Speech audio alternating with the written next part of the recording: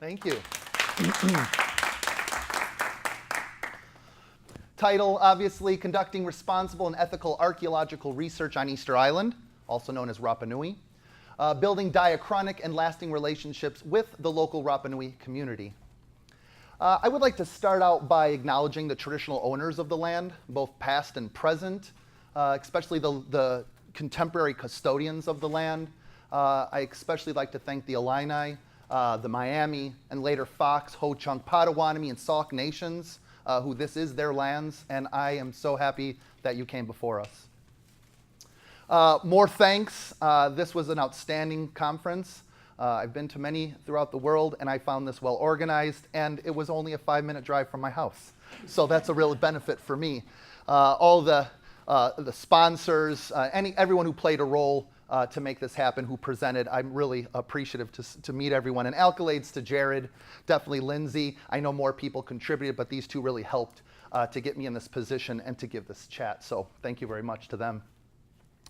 I won't read this, but I have so many people to thank over 17 years of research on Easter Island.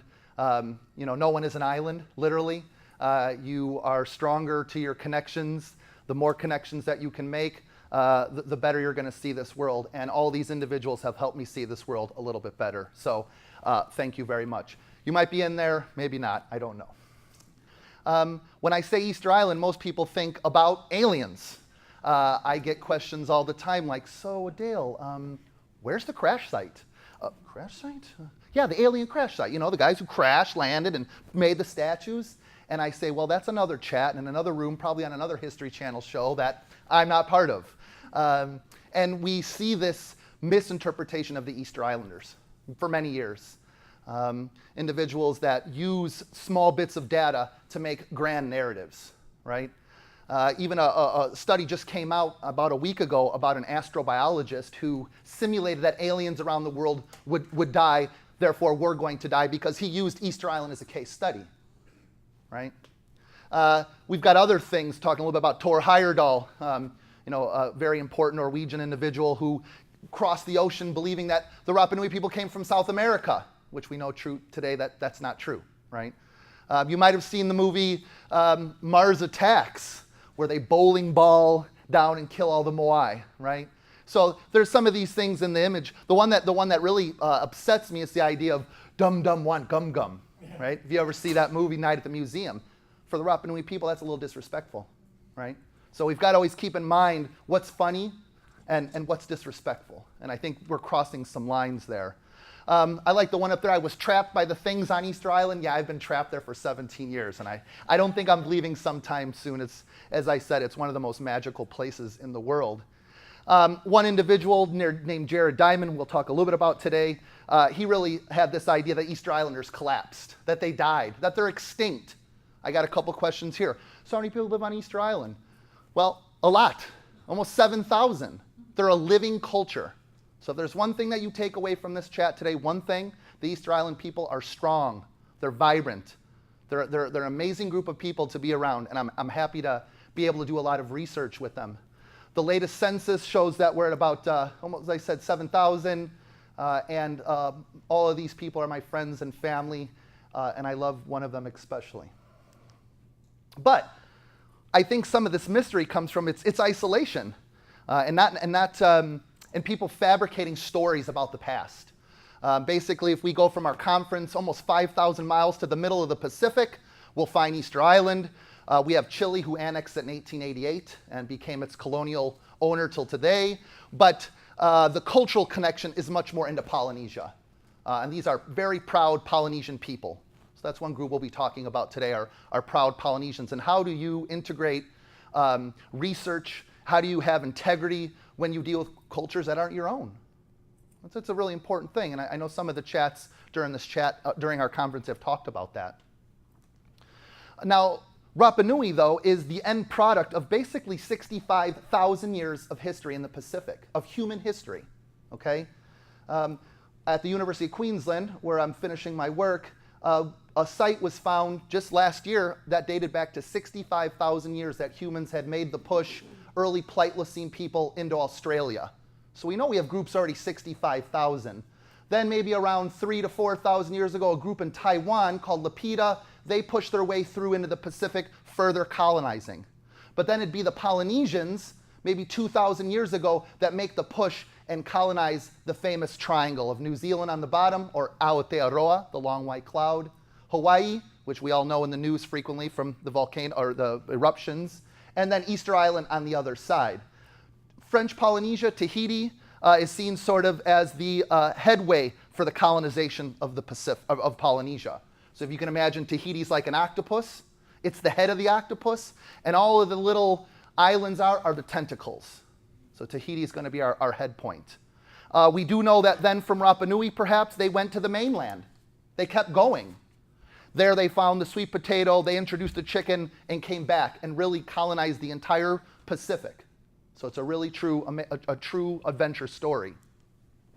When we look at Polynesians, there's this Maui Motif. I've written a little bit about this. And it's the idea that you can see similarities on all these islands that you go to. Things like biology and DNA, linguistics, how they organize themselves through sociopolitical, economic, and ideological ways, their material culture, their artifacts, their tattoo, which if I didn't have all my clothes on, I would show you. Song, dance, line boards, sort of like cats in the cradle that they play. Subsistence, how they cooked, how they farmed, how they had chickens and dogs and pigs. Their monumental architecture and statues, right? And finally, navigational knowledge and technologies like the double-hulled canoe. Most, you would find a similarity. You would find a lot of homogeneity in any island you go to about these topics. So this is a very important, and a lot of work has been done before me. I'm very interested in traditional navigation. In fact, when NASA was trying to go to explore, they talked to Polynesian navigators, because the hypothesis is if our rocket ships are going to go into space in the future, these were the rocket ships 2,000 years ago. They went island to island, and one day we'll go planet to planet, right? So maybe these Polynesians who are in the waters for 30, 40, 60 days, maybe we can learn some from them. Keys of the future are in the past, but you got to look for them. Have you seen the movie Moana? Yay. Yay, no? Okay. I'll find the way. Well, there are some issues about cultural appropriation in the movie and some wrong identities about how we see the Pacific people. But one thing they did very well is their idea of these navigators pushing through and colonizing the oceans ahead of them and coming back, right? This is a parent sort of child relationship. But on Rapa Nui, what's interesting is that once they got there, they probably were the only ones to get there. Some of our evidence suggests that there was probably one main colonization in, and that's it. And that's pretty cool for humanity, because that means they have little influence coming from the outside.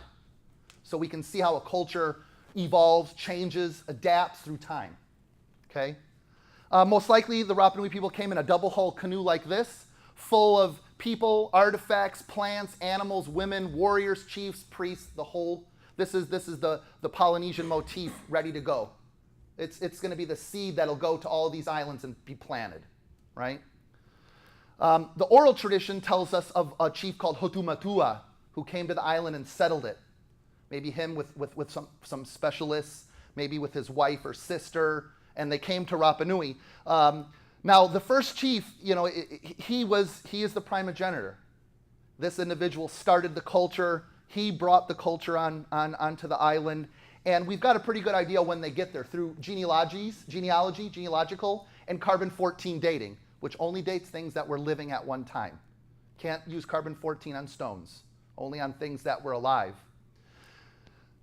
This is Riroroko Tuki Valentino. He was the last chief of the island who just passed.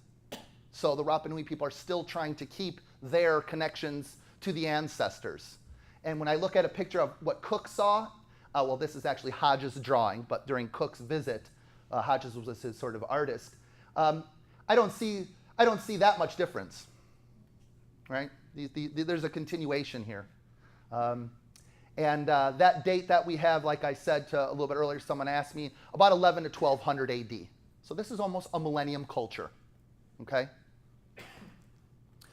This is what he got to. This is what Hotu Matua came to, the island that we call Easter Island, because on On Easter Day, 1722, a Dutch navigator named Jacob Roggeveen showed up. It was Easter. He said, hey, it's Easter. Hey, that's an island. Hey, that's Easter Island. Pretty simple. Islanders sometimes call it Rapa Nui, which can mean the big paddle. There's another island called Rapa in the Austral archipelago, so there may be some connection. But most people call it Te Pinto Te Henua, which means the belly button of the world. And this is a very sacred part, the belly button. This is where your mana comes from, your energy. So for your mother and to you, that lifeline brings the mana into you. So therefore, they're very taboo. Can't be touching around with someone's belly button or their head. Very sacred. But the island is, we'll see, very beautiful, triangular shape, basically the size of Washington, D.C. Just a little parallel. So it's much bigger than people think. Main town right here is called Hangaroa, where everyone lives today, which means the Long Bay. 6,600 people living there. But really, it is a place of isolation. If you're on the island, you go to the highest point right here in Terivaca, the only land you can see is the moon. You see nothing else but ocean for 365 degrees when you turn around. And I thought that being isolated would be scary. But in the isolation, I found myself. Right? It's not always a bad thing to have adversaries. It's not always a bad thing to have conflict. But as the chief was making his rounds, he came into two of the beaches on island. One's called Hangarau or Anakena. The other one's Ovahe. We'll talk a little bit about Vahe later. But this is a beautiful place. This is the beach of the king. And as we move in a little bit deeper, this is the platforms that they made for themselves. So we have the Moai. Can we say that? Moai? Moai. Well, very good. Ahu for the platform. Ahu. And then Pukau for the hat. Pukau. Perfect. You learned 3 Polynesian words. So this place of the chief and the eye is watching us. This is a very sacred place. Me and Ralph were talking about sacred places that he's been to as well. How do you as a foreigner, as an outsider, go and hang out and want to do excavations on these places? How do you cross that gap? How do you go from your position and try to collaborate and show individuals why you want to do your work? What Hotu Matua did is, with his 6 sons, he divided the land from different points all throughout. And these became mata, or clans. And the lands inside become mata kainga, which is clan land. Pretty simple. All of these till today, most people, when you ask them what clan do you come from, they can slowly trace a little bit back. They're not like the Maori, who can sit for 2 hours and recite their whakapapa, which is their genealogy. That's quite an impressive sight. But they still have some connections in these individuals. The Miruariki were the most important one. These are the elite individuals. And then in each one of these clans, there's a higher individual called a Tanata Honui, who's sort of a big man. He'd be in charge. He'd be the secondary chief. When some ethnographic work came in there, we can see it went from 6 sons and 6 lands to 10 clans. And then this recent study showed there were 18 till today. So it shows that humanity changes. Things evolve, things get larger, things get smaller. But this socio-political map is sort of important to understand that you've got 2 main confederations then. The Kotu'uaro Kotemotoiti, which is the bottom clan, the lower class clans of the confederations, and the Kotu'uaro Kote Matanui, which is the bigger clans up top. Okay? I just quickly want to show you when they got there, it was a paradise. There was probably some 16 to 20 million palm trees on the island. We've documented 48 plants. We've seen 21 types of trees. Dale, how do you figure that out? Well, honestly, we use analogy. This is in Chile. These are probably what some of the palm trees would look like. We can look at root molds, these are what the roots on the bottom. When you dig in the ground, you find root molds that are still preserved. Really cool, we see all of these endocarps, which are the seeds that fall and plant. Notice all the holes? Because the rats ate them. And that plays into some of the ecology. We can use core samples that we use a lot to date and get carbon-14. Obviously, the deeper you go, the older in time you're at, right? We also can use SEM, sort of scanning electron microscope, to see pollen of the palm that no longer exist on the island. So yes, multiple trees were cut down. The narrative is they cut down all the trees to move the statues. Or did they? Bird population. This was an amazing place for the diversity of birds. It was a launching place for the migration throughout the Pacific. We see about 31 birds in the past, but only 6 exist till today because they use them as a resource. Even the petroglyph record, these are petroglyphs found throughout the site, document a diversity of birds. And that probably was a great thing for them. They probably got there and just ate them till they were gone. Because we know the pig and the dog doesn't become important on Easter Island. Maybe it fell overboard. Maybe they ate it on the ship. But once they saw all these birds and the nests and the eggs, they were like, well, I care for pigs. Let's focus on the birds. But slowly but surely, they died. And then more modern introductions have come. So it's very biodiverse in the land of birds. Also, sea animals. These are some artifacts from the Field Museum in Chicago that I've worked with. Here are some seal bones, whale, seal. Again, petroglyph record on this side speaks of tons of different type of animals that they were hunting, eating. But some of the elite would have higher calls. The elite we know are eating things like dolphins, whales, turtles, right? These are upper class food sources because we don't find them outside the king's area because the king is controlling this resource. This is what he's using. Fish. Now, if you went to Fiji or Tahiti and you went snorkeling, you'd see maybe 900, 1,000 fish. Very biodiverse. In Rapa Nui, it's not that diverse in the ocean. Only 167 because we're a little farther south. We're south of the tropics. Therefore, we don't have a reef. There's no extended reef, so we don't have a lot of reef species. But of that number, almost 25% are endemic and exist nowhere else in the world. So it's a very important place if you're interested in a sort of evolution and understanding homogeneity versus heterogeneity. Coral as well. We have not huge coral heads. We have smaller heads that we look at and that they're there, along with a biodiversity of mollusks. But the reason why we don't have as many as you would see is because the water's colder, no protective reef. Therefore, we don't have all the elements that you need, like polyps, to make larger coral or to have larger shells like you do all throughout Tahiti. But the most important thing for me is the rocks. I love rocks. I love how rocks become artifacts. I love the whole process. And on Rapa Nui, we have a lot of rocks. These are all volcanic flows that have been documented, that then we do some of our analysis to understand what elements are inside these flows. And then can we identify them individually compared to other places. The island formed maybe 800,000 years ago. There was about 100 volcanic events all throughout. And these events created a diversity of rock types, and it really made it a Neolithic paradise. Neolithic only means after the domestication of crops and animals. They never had metallurgy. They didn't have beasts of burden. But they did have a lot of rocks to fulfill their materialism. And that definitely included the famous Moai statues. About 1,000 of them throughout the island, including inside the quarry still till today, to all the platforms around the island, the ahu. Some of them are more famous. Some of them were named. They all had names in the past, but we only give them numbers now. We've lost a little of that oral tradition, but we know some of them till today. Tongariki, as we'll talk a little bit about, pretty dominant area. At one time, 30 statues were involved. A tsunami came in there in 1960 and threw them all away. Japanese company, a Chilean company, and a Polish team came in and restored it, making it the largest monument in the Pacific. But they also did other things with stone. Petroglyphs, as we were talking about, on flat papa stones. They're flat stones. Houses in Orongo. These are their ovens called umu because they cooked in the ground. They're Polynesians. We have gardens. This is called a manavai, where they would dig and rock a structure and put inside banana, sweet potato, taro, marijuana. One-stop shopping, you know. Chicken houses. This is through a 3D scan of a chicken house. Because pigs and dogs don't make it, chicken becomes very important. And it becomes something that you want to protect. Water collectors called tahitas. This stone's a ceremonial stone called tipito tehenua.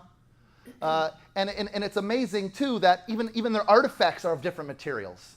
They're fish hooks, they're adzes to make their canoes, and knives. And these are scrapers so I can sharpen my fish hook. Net weights, and then tokis, or adzes, which were used for everything to carve the statues to carving little figures. So in this first bit, I know I took a little more time. I wanted to flesh it out to give you a little bit of a background. But what I can conclude in this first thing is that prehistoric Rapa Nui was sociopolitically, economically, and ideologically controlled by the elite Rapa Nui, including chiefs, priests, and experts. I'm a political economist. I like using some of Marx's ideas in archaeology. It fits, it works. It gives us a theory of something used in archaeology quite frequently to give us frameworks to go from the known to the unknown. And this is one thing that we very much like to idea. So here we've got a chief, perhaps, Oversea. You got a master here, a Maori. His name is Tanata Maurianga Moai. He's the Moai master. Workers, someone overseeing blessing. And then here we have from a video game. A little screenshot from a video game of a Rapa Nui chief. But this is where I come in the story. So I graduated from the University of Manitoba in 2002, but in one of my classes with one of my most influential professors who taught me a lot about integrity and research, Dr. Jean-Luc Chilkiewicz, this little French man who spoke 5 or 6 languages, made us read an article about Jared Diamond called Easter's End. And it became this idea that Easter is cause célèbre for destruction, human overconsumption. That's what we are as human beings. We're made to eat and make babies and destroy the land. And he really got famous in his 2005 publication about collapse. He's an ornithologist. He's not an archaeologist. He's a synthesizer. He was on the island for maybe a couple months. I've been there for 17 years and I still don't know what the hell's going on. So there is something about being your research integrity and how long are you on the ground?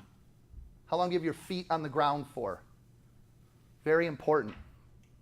So from there, I started my travels and started my life. I graduated from Wheaton Warrenville South High School, which is literally down the road.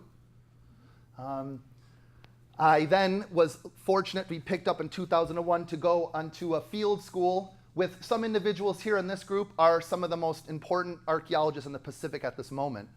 Got the individual, the cultural director of resources, Mara Mulrooney.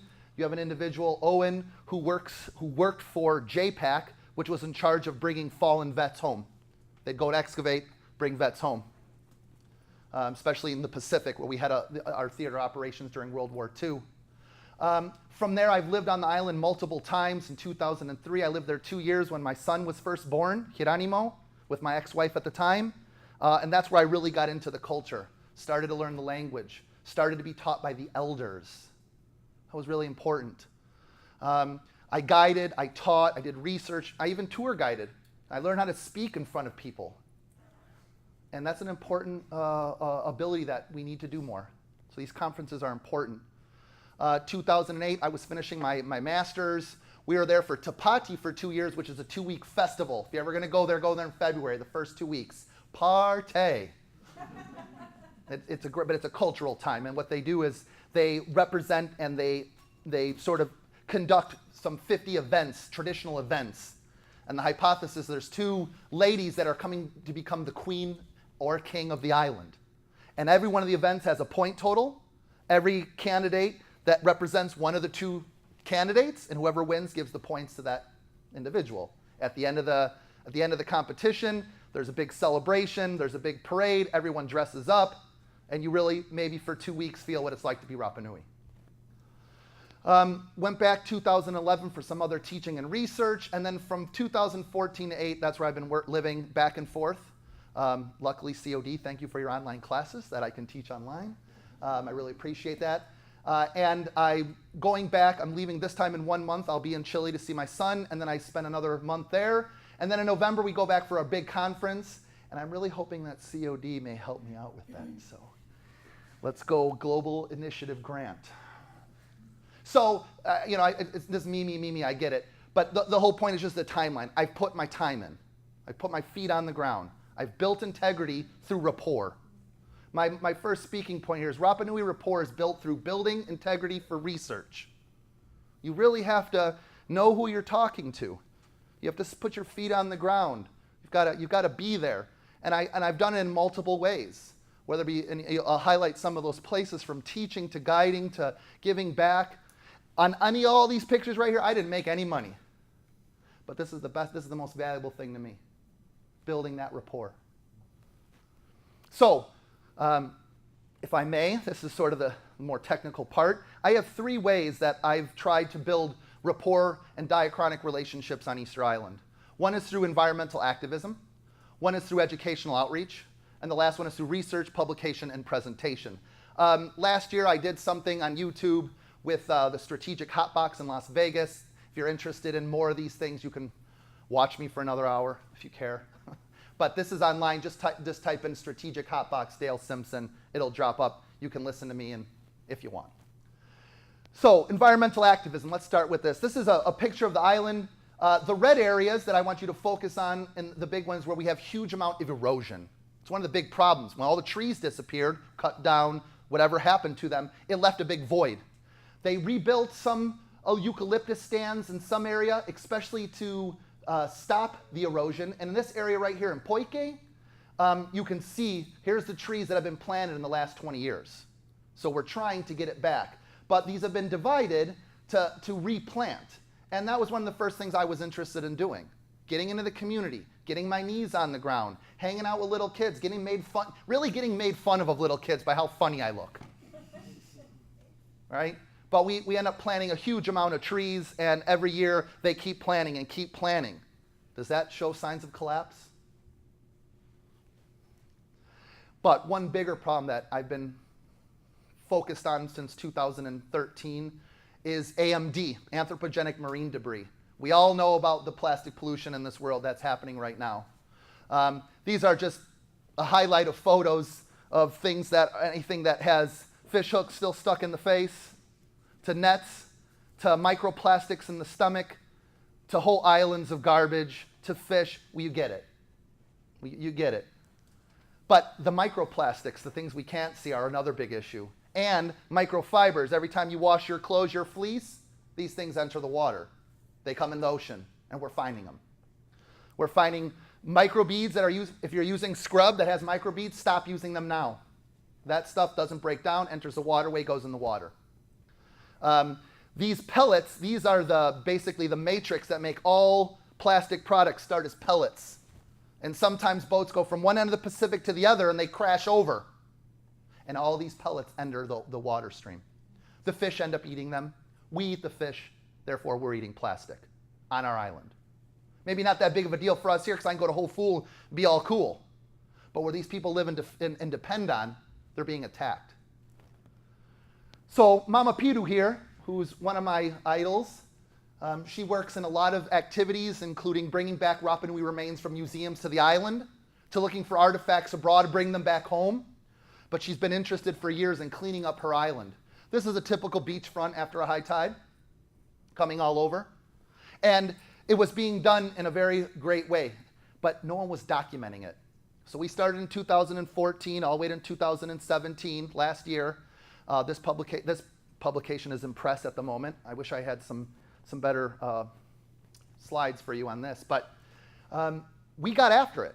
We started to find a methodology. So I use archaeological techniques to collect garbage. That's what I already do.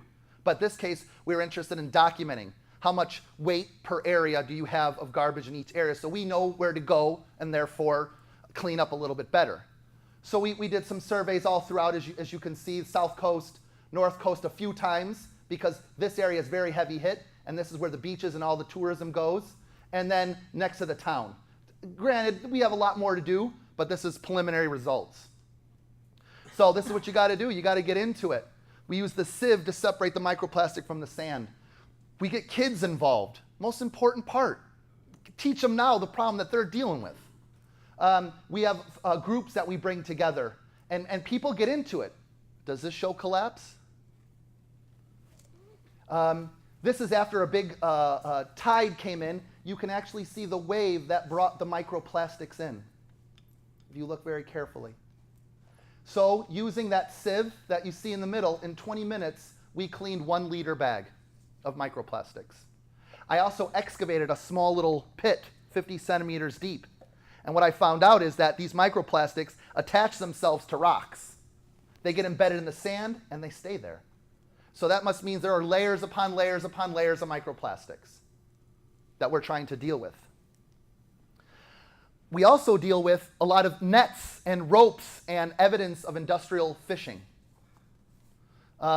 If you're interested, you can look up Rapa Nui Magic Visual or look up Race for Water, two projects that I'm a part of where we're trying to really clean the island up, but we're facing a losing battle. There's so much coming to this island, day and night, but we're still fighting. We're not collapsing. This is what we get the majority of the time. This is from Australia. This is from New Zealand. This is from New Zealand. This is from China. These are nets, industrial nets that most likely were cut and set off. And this is a koro, an older man, a gentleman, who's taking all of these buoys that we get thousands and thousands of these that come to the island. So when we did our first study, what we collected in total, we had about 360 people in those 7 things. In total, we collected almost 4,000 kilograms of trash. Times that by 2.2 to get us in pounds. Sorry, yeah, by 2.2 to get us pounds. Now we're looking at 10,000 pounds of garbage and AMD that we're cleaning up. Notice this staggering amount. Cigarette filter count, 9,000. Yeah, it's a real deal. So if you smoke, don't be a butthead. Find the place it needs to go. But these are what we're dealing with. There's more data here. Like I said, this is one that's in press. So I'm not going to go that deep into it. But I just wanted to highlight some of the chart toppers. So what did we figure out? Well, we know that there are 5 gyres in the world. And the Pacific is one of them. Rapa Nui is right there on the edge of it. So as all these gyres start making their movement, it starts swirling around, swirling. You go in the middle there, people have found 80,000 parts per meter squared. But we're on the edge, so what we're doing is we're catching some of this. Whether it be the microplastic, whether it be the larger AMD, all these things are coming to us. But we realize also that it's the illegal fishermen. This is a tuna fish and swordfish forecast about where all the good places are going to be, widely available for anybody. So a group through Pew Charitable Trust, they did a little ninja mission. They flew satellites over the Pacific to see where boats were coming in and out. And sure enough, this is Rapa Nui's exclusive environmental zone. These are all the people going through it. This person turned off their radar, turned off their beacon, because they know they were fishing illegally. So that is the reason why we're getting all of this material here, is because either it's being tossed overboard, it's being lost, so forth. But benefits, let's not always cry about it, right? Let's do something about it. So the local government there, a group called Mesa de Mar, and it just got approved, I think, a week ago, but it's been in the works for a while, one of the largest marine reserves in the world. Almost 300,000 miles squared, that one's miles squared, of an area around that any time an illegal fish or boats come in there, Chile has full reign to kick them out. You cannot pass in there. We hope that this measure will stop some of the AMD that's coming. Time will tell. Time will tell.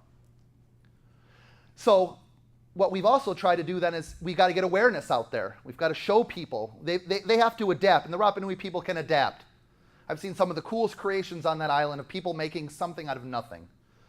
So this is one of my best friends, Nico. This is the ex-president of Chile, Michelle Bachelet. We took all the microplastics that we had and we made a Moai out of it.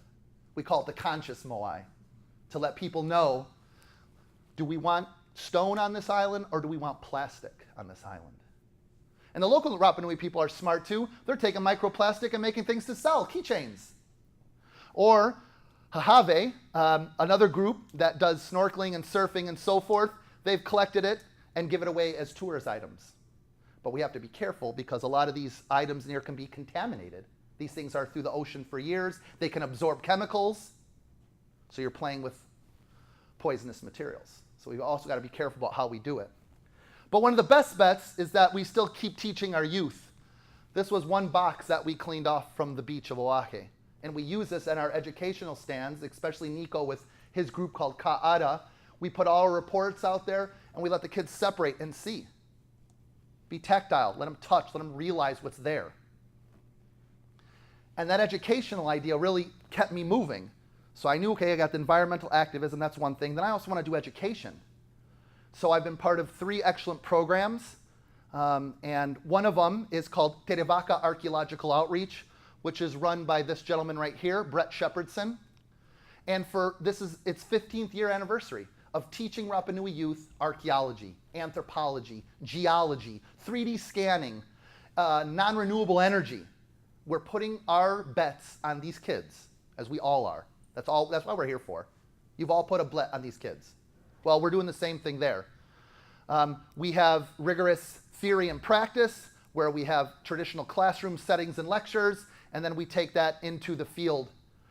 If you're interested, you can just go to terivaca.net. You can see some of our stuff, perhaps make a donation. But this is a really heartfelt program. Brett will be there this year. We'll both be there this year. And I think this year he's going to do a little more 3D scanning. So what we can do with 3D scanning, we can scan artifacts, and then we can give it to the students to measure, to map without damaging real collections. So they learn that process. Another one that I've had a little more connection with and started was a group called Manuiri, the messenger birds. And these are little messenger birds. And we do a similar technique. We do theory and practice. At 1 second, right, we have the traditional learning method that we're all doing. But if these 4 walls could actually talk, if we can actually get beyond them and get people into the field. So I take them to my sites where I make them map and draw. She thought this was horrible. I thought it was outstanding. You're also giving confidence, building them up, right? This is our first graduating class. And I had said, let's all do a selfie. And they're like, no, you're too ugly to be in the selfie. I said, you're right, but let's do it anyways. So this was our first class that went down. If you're interested in speak Spanish, we've got a clip up there. You can just type in Manuiri, Dale Simpson. You'll find it in there. And then the last bit of outreach that I do is working with the museum that I've been working with since 2001, multiple types of presentations, where again, we're using these models of getting them out of the classroom and teaching them in the land, letting them hold artifacts, going to quarries, going to sites, seems to be very successful. And short-term, 3-4 day events, right? Maybe we'll do 2 weeks and we'll meet 2 hours every Friday. You know, people have busy lives that we all discussed in presentation, like, well, these kids, they're busy. They have a million things. Well, these kids too. They live and all they can do is surf all day and fish. Why would you want to leave? But those are some ways. So environmental activism, outreach, and then finally my research. So I had to count all these things together, and I didn't source that much. I didn't want to nerd out, but if you're interested, go to ResearchGate Academia. I'm in there. In total, my book's almost there, thesis almost there. These are just publications about Rapa Nui and presentations. This is my 53rd presentation about Easter Island and my 26th presentation for my PhD. I'm prolific. You've got to get out there. You have to do the diligence work. And I'm not trying to flash myself, but this is my passion. This is what I want to do the rest of my life. And the way to do it is through research, publication, and presentation. Now, one thing that's always guided me, as I had mentioned, I like political economy. I think it's a good framework to look at the past. I think it's a good framework to look at the present, to be honest with you. And what we find when we look at people like the Maori in New Zealand, or the Marquesans, or the Hawaiians, or the Tahitians, or the Samoans, is that Rapa Nui's ancient political economy is very similar to all these other chiefdoms. Remember, they're coming from that motif. They're very similar. But it's just like anything else. When you come to a new island, there's new challenges, new resources. People evolve, people change. Okay? And what we find out is on Rapa Nui, as I had mentioned, there are these elite individuals that we see in the oral tradition and the ethnographic literature and the ethnohistoric and the archaeological, the Ariki. In Hawaii, the name is Ali'i. Very similar word because they had chiefs too. And Rapa Nui became Ariki. The Mau was the paramount chief, and the Paka are sort of his retainers. But he also had in each clan a Tanata Honui, who was the sort of the big man of that clan that would help. And what these individuals tried to do were basically control three parts of the past: the political economy, the stomachs, the mines, and the war. It seems very simplified, but these frameworks give us something to work from, to understand a little better. Again, Ahu Tongariki, beautiful site. This is the first place that I went to when I got to the island in 2001 and just basically collapsed. It was the power of this place. Something happened here. Something was amazing. People came together. There was collaboration. But what I was interested in is what we see is elites oversee resources. They want to pool resources, redistribute them, use them for their own means. Sometimes it's to further control the political economy. Sometimes it's to control the ideology, how people think. And sometimes it's to control military campaigns. They funnel resources from one place and put it into another. So we knew that when you look at the platform from the back, none of the statues are facing the ocean. Don't believe the movie Hop, okay? If you've seen that movie, you have a kid. The majority all face inland. Why? Because they're watching the village. These are the ancestors. They're not worried about Captain Jack Sparrow cruising on the back line there. No pirates, no aliens. They want to talk about the ancestors. So here, when you have the eye on the prize, the word mata, as I said, means clan, but the word mata is also for eye. So mata is watching the mata. Mata kite mata. So I have the ancestors, the great chiefs or important people that have died. You have houses like Hare Nuis, which are the big house. Smaller ones called Hare Paengas. You have the earth ovens. You have the gardens, the manavai, and the chicken houses. Well, I like GIS. When I was in my master's, I was a GIS nerd. I thought it was the coolest thing in the world, and I realized it's just one more toolkit that I could have. And I ran some viewshed analysis, which shows from one point what resources can be seen. And over, almost 80% of the time, anytime I looked at an oven or a garden, it was within the viewscape of the platform. This is what I call a visual scape. These individuals were controlling not only remembering the elites who are looking at the elites, but the farther that you move away from the platform, that's where the poorer people live. Poor. It's like you go to a beach house, right? Richest people live closest to the beach.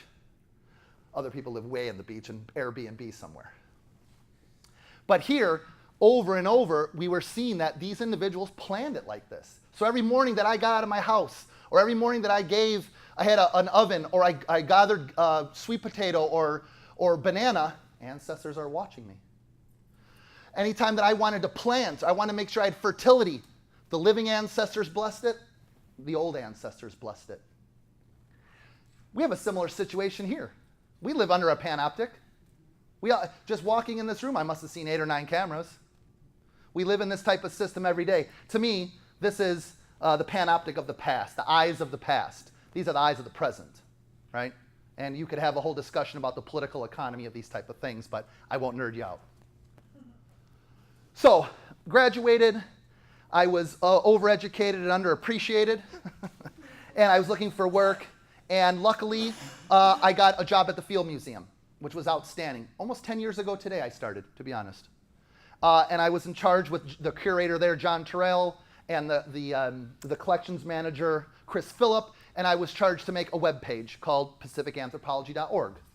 And in that we put on all of our, everything that we've done at the Field Museum, more so John Terrell's work, who's the most prolific Pacific anthropologist that lives, I think, in Illinois. Well, he lives in Wisconsin, but. But one thing I keened on was the Rapa Nui collection, right? I love Rapa Nui. I've been studying there. Why not find other places in the world that have collections? And one of them was there. And it was an amazing array of stuff because these were brought in by collectors even from the 1800s until the 1950s. So it was a really cool window to see things like the moko. This is one of the only artifacts that actually is on display at the Field Museum, a Lizardman carving that was traded with people that visited. This is a mata'a, probably used to peel potatoes, some say for warfare.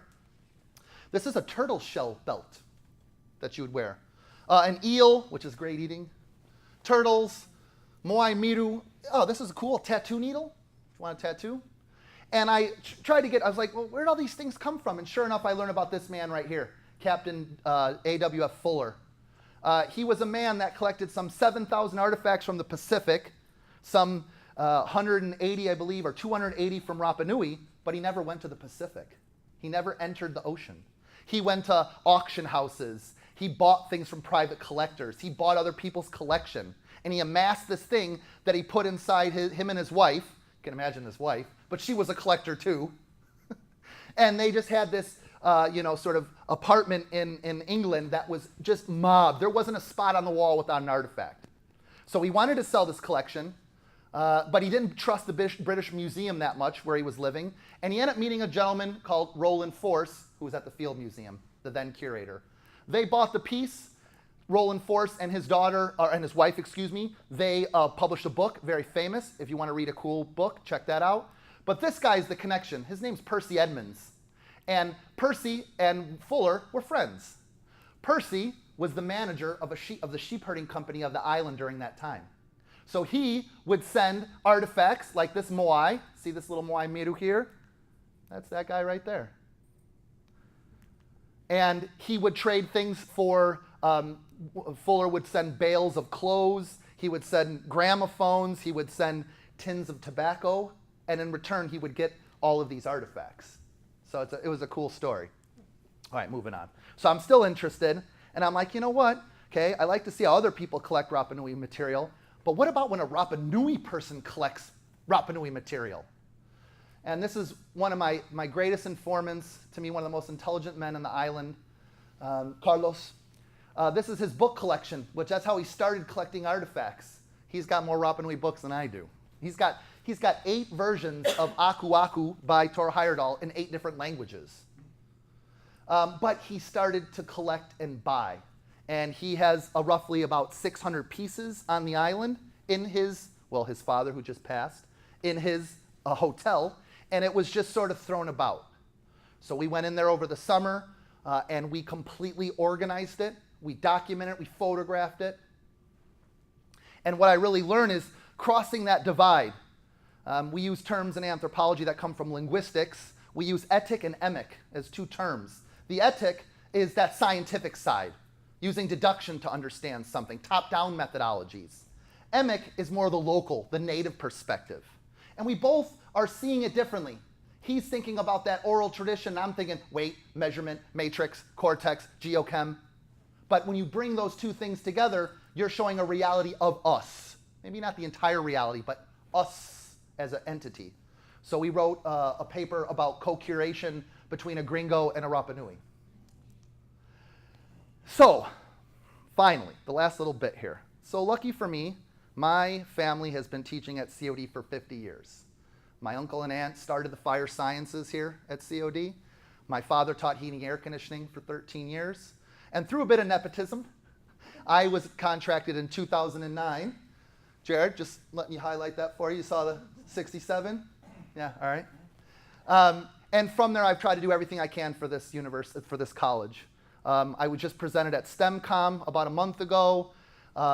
They wrote a little article about our entire family. I got a grant to go to Harvard on another Pacific Studies course that I brought that information back. So sometimes your job as teachers, as we're doing here and educators, is to be a broker. You cross-pollinate what you're picking up here and you bring it back to somewhere else. That is diffusion. That's one of the best things that we've done as humanity, as human beings. I also took that information and started an online class. I have 1 person. How many people in class here? 2. Yay! You guys are outstanding. Full marks. Thank you. It's really about this package about being on the field, feet on the ground, feet in academia, feet with where your passion lies. These are all very important things. So I was happy working here. I had a full-time year. I was pulled off full-time back to adjunct, and I said, nah, I'm going to go study my PhD. Why did I go study my PhD? I love it. I'm piled higher and deeper, but I love what I do. And it started with me being interested in stone tools and political economy, and I really got interested in then with these navigators, these Polynesian navigators, how were they being traced to see this movement? How were they able to make that movie Moana to see this movement of people? And one of the most important tools for Polynesians are these adzes. Adzes are four-sided compared to an axe that's two-sided. Well, if you were digging out a tree to make a double-hull canoe and you had an axe, you cut right through. But if you have a level plane that an adze has and you come onto, it's easier to chunk out your canoe. So, and what we found is that there were certain areas that rock was better than others, right? The geological paradise, there's different type of stone. And what we found is that these individuals are moving stone throughout. They're picking up, they're making their boats, they're bringing core materials with them, and they travel around. These were amazing navigators. And we can trace them because individuals like my advisor, Marshall Weiser right here at UQ, he's revolutionized how we can trace then the geochemistry of these stone tools from source to end product, okay? We've even identified, because when you work with some of these techniques, you have to drill into the artifact. So trying to convince a Rapa Nui people you want to drill inside of an artifact could be a little difficult. So we try to be less invasive as possible, but all we need really is 5 milligrams. That's smaller than your fingernail. So it is a viable means. We've got other techniques now that we're not being as abusive as you see, but this gives us the best science. And he's used these adzes, he's recreated some of the movement, and it's a great story. So simply, just really quick, just so we know what geochemistry is, it's exactly as it sounds, the chemistry of rocks. So this is an island, this is Easter Island, all the little undulations that you see are the volcanoes. Well, one of these volcanoes in particular right here, called Maunga Orito, makes obsidian, dragon glass, if you watch Game of Thrones. And from there, each one of these quarries have their own elemental properties. We look at major elements, trace elements, oxides. These are going to be our fingers, okay? From the fingers, I got to trace where these quarries are being used to make tools like adzes or the mata'a, right? These become my fingerprints. So really, I'm just a detective. I'm an archaeological detective. And my job is to see how it goes from source, how it goes to the finalized place, and then does it go, sometimes I know all the sources now, but every once in a while you have an artifact that you don't know the source. But I know that this perpetrator exists, I got to figure out where he came from. My dad was a police officer, you'll get it.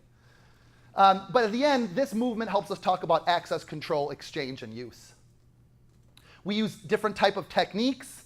One is called PXRF, portable X-ray fluorescence. It was what I was using in that video. Compared to inductively coupled plasma mass spectrometry. Sometimes it's laser ablaze, sometimes it's oscillating. It's all nerdy stuff. But the point is, we can get at these elements. The PXRF is nice because it's portable. I can bring it in the field with me. That's always nice. I don't have to be as destructive. I can get 31 elements, which works perfect with obsidian. It's a volcanic glass. But basalt is much more fine-grained.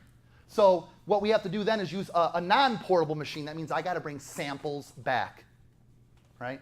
It's minimally destructive. I get about 57 elements, which are more for my comparison and statistical analysis. And I can also get at oxides, which help. Those are unique identifiers.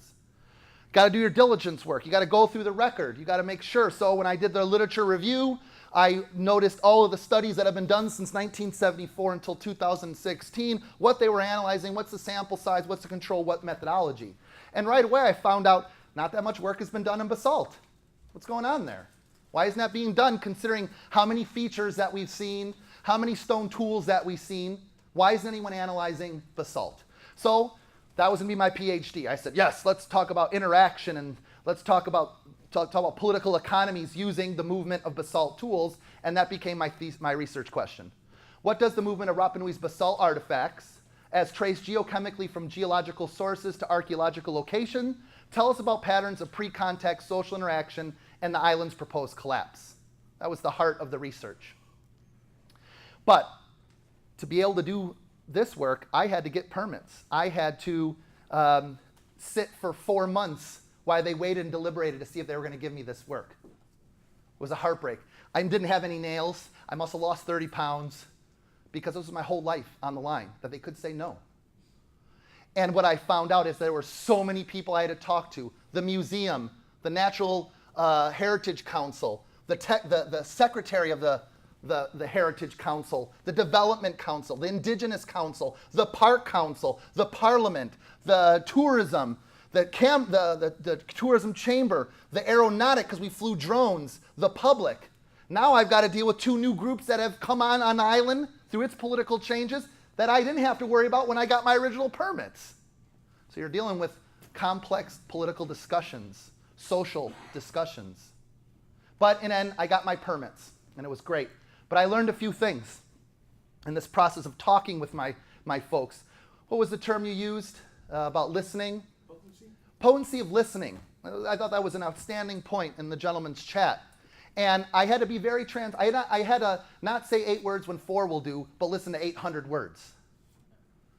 And what I really found out is that being transparent really helped me. But at first, they would yell, "Caojo, caojo gringo, get off my land." And you're like, that's pretty serious, okay? How do we do this? How do we deal with this? Well, you got to ask those who, what, why, where, when, how questions, right? You got to figure out what they want. And my lesson there was I had to be very ostensible and adaptable as possible. I had to listen to and understand critiques masked as support. And I had to follow state and local entities. While this is a problem, and I show you this because Chile and the Rapa Nui state, it's a political mess at times. This was a toma, that it's called, where the Rapa Nui people tried to take over land, and the Chileno Carabineros and the Golpe, which is like their SWAT or whatever, they end up shooting rubber pellets at people and landing. These are people on their own land being attacked by the colonial government. What do they see me? Another gringo. So I'm sort of linked in here, but I'm a little bit different because I'm doing the environmental activism. I'm doing the outreach. I also felt like I was in an archaeological PR mission. I'd make sure that I got on the radio. I got on TV. I gave presentations to the community. I still do that. I give back because that's the best way to keep the transparency, to let them see your integrity. And that's a very important part. I also walked, biked, drove from house to house, campsite to campsite, and fire pit to fire pit to plead my case as to why another gringo should be able to conduct more field research, remove sacred and valuable material culture off the island to the other side of the Pacific, and use destructive methodologies to geochemically analyze archaeological and geological material. It's not that easy. What I end up finding out is the backlash. There was a huge backlash from other archaeologists who didn't do the diligence work, who didn't give back to the community, who took so much information, artifacts and samples, and they give little back. This was multiple informants telling me the same thing. So there it is. There's that listening thing. Okay, something's wrong. I also found out that they didn't like how short people stayed on the island. Researchers get there for 2 weeks, they come in, then they take off, and then they don't come back for another year. So it's about putting your feet on the ground, being there for a while, putting the time in. 3 points that they really highlight. One, for local assemblies that they were worried about, is that local assemblies, you need time to go through the permit process, and these gringos wanted to fast. We're used to this system. I send in the email, it's there, I'm ready to go, okay, next day. It took me 4 months to get permits. And I stayed there the entire time. We did all this work. They were upset that local people couldn't participate in the archaeology because they'd come in, they'd leave. They wouldn't know when it happened to be gone, that's it. And lastly, no one was putting educational outreach and information in the local school curriculum. They know everything about Chile, but they know little about their own island. I'm sure we've heard that story in our own country. So in the end, I think something else, this is Singa and Neka and Seva and Tuti and Nico again. These individuals were great informants, and they yelled at other gringos who can't speak the language. Language capital is just as important in social as human capital. If you read a little bit of Pierre Bourdieu, you'll realize why linguistic capital is the way forward.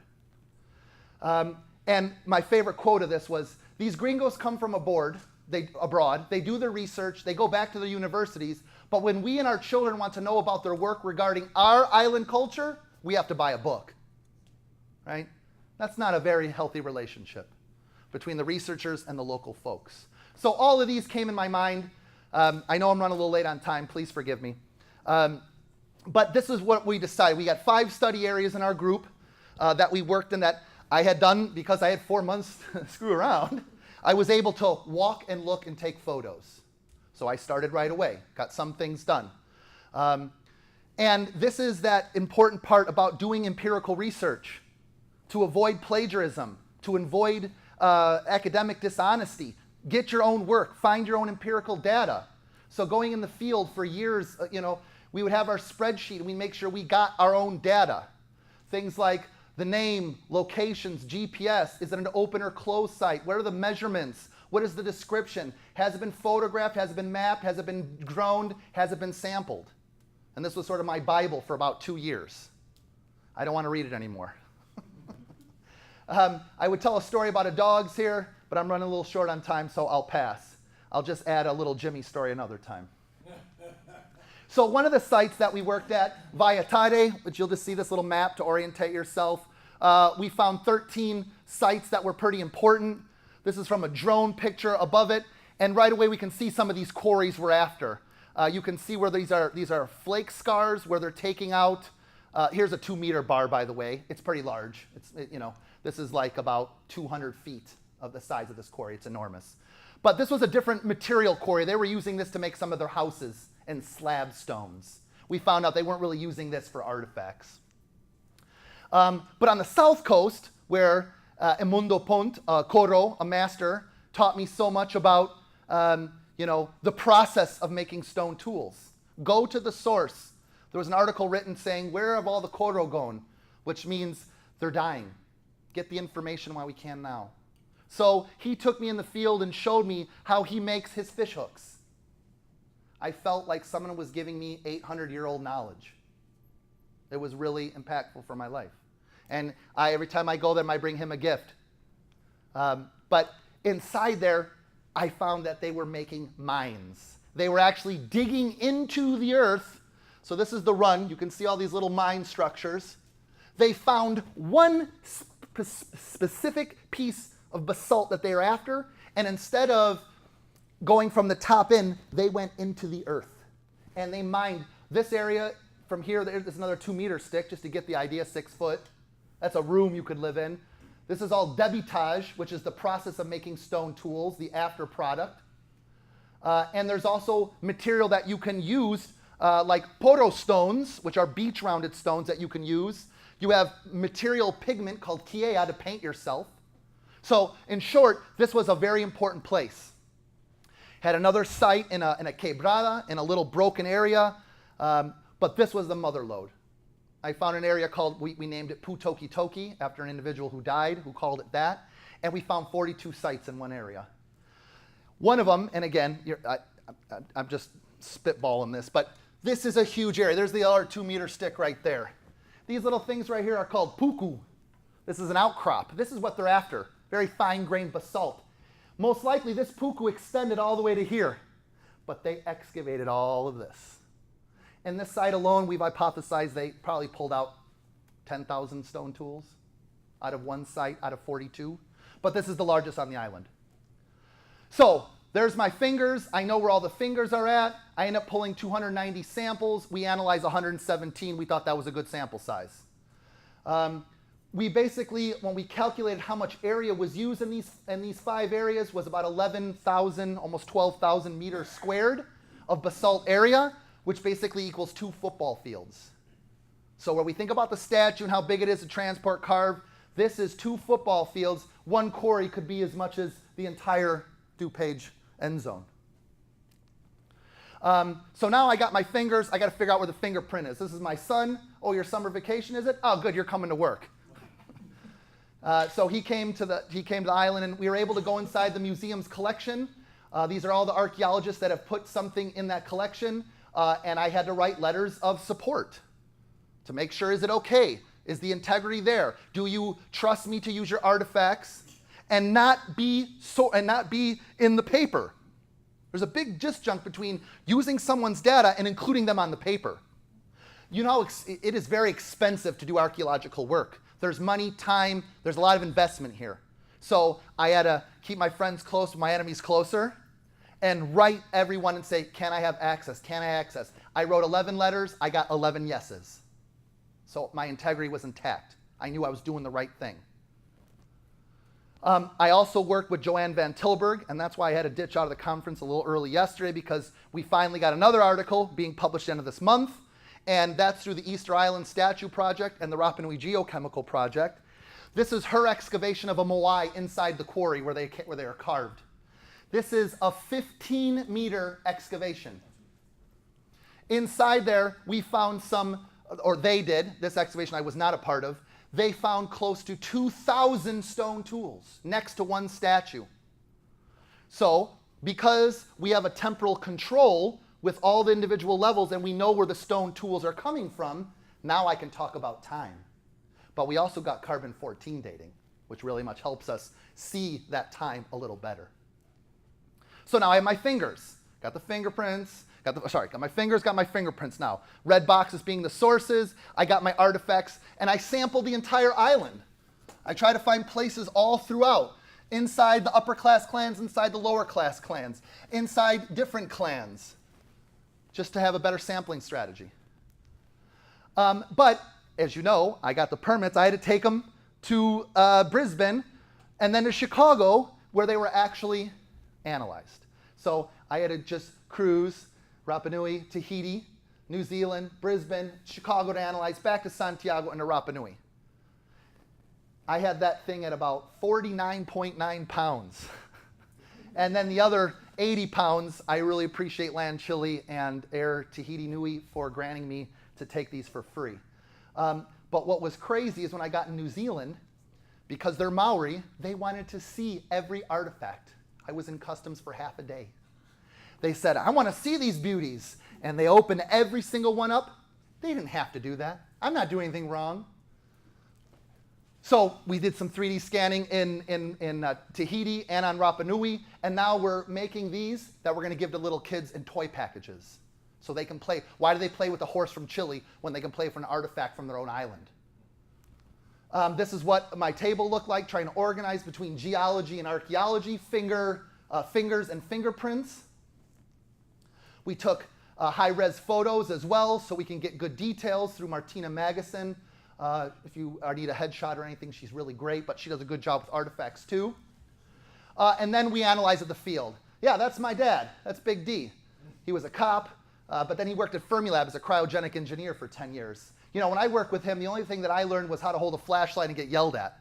So when he started to work for me, it was the best opportunity to get back at him.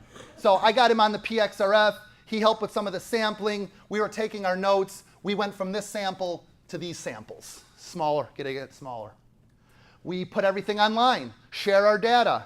Data sharing is important. Anyone that does PXRF, here's their data. They can compare what we have. We put a photo, put a map, so they know where we're coming from. You got to collaborate. You have to work with other people. So I really thank Lore and the Field Museum, because as my boss says, I'm an archaeologist, not a geochemist. I've got to work with other people. You've got to collaborate. You've got to fill the gaps. So I really appreciate Lore. This is what really a geochemist does, looking at Excel all day. That's a funny joke. But anyways, so gathering your empirical data, this is what it looks like. This is archaeology, folks, really. If you want to be an archaeologist, no stats. Figure out stats as soon as you can, because we have to look at things and count and so forth. This is what, after the stats, after our data comes in and we quantify it, this is what it comes into on a biplot. We ran principal component analysis, and what we found out, all the circles are the fingers, and all the little sites are the fingerprints. And right away we saw some things. A lot of them were coming from Putoki Toki. Some were coming from the southwest coast. None were coming from Ranokau. So that was a good thing to realize. We realized, but we also saw, what about this stuff? What about these guys? Well, these are quarries I haven't found yet. So the research continues. Research never ends. You only answer a question to get 4 more questions. So what it comes down to visualization is, here's all the movement. The majority, almost 90% of all of Rapa Nui's basalt tools came from one place. They were being moved from these 2 quarries all throughout. We did see that the southwest coast, we do see some sites that had it, and most likely this is more of a kinship or regional network. This one is probably a larger chiefdom network. And it's interesting. I got 2 more slides.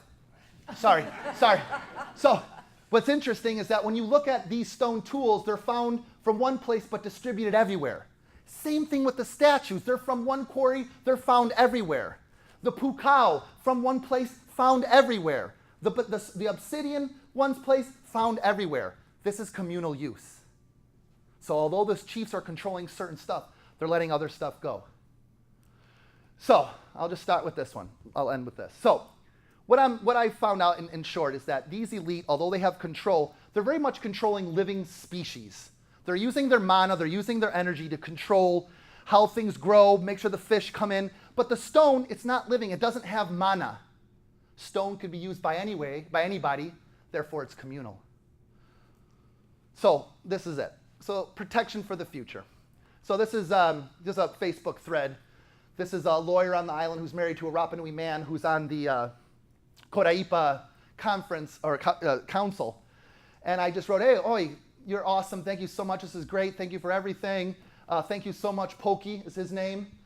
You've helped me so much. I'll never forget you. A lot of mana and love to you guys. And he writes back, for your expedition, we've put Putoki Toki inside the park.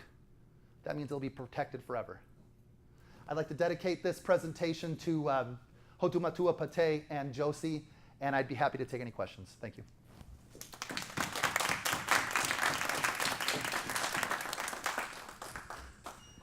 Sorry about that, a little late there.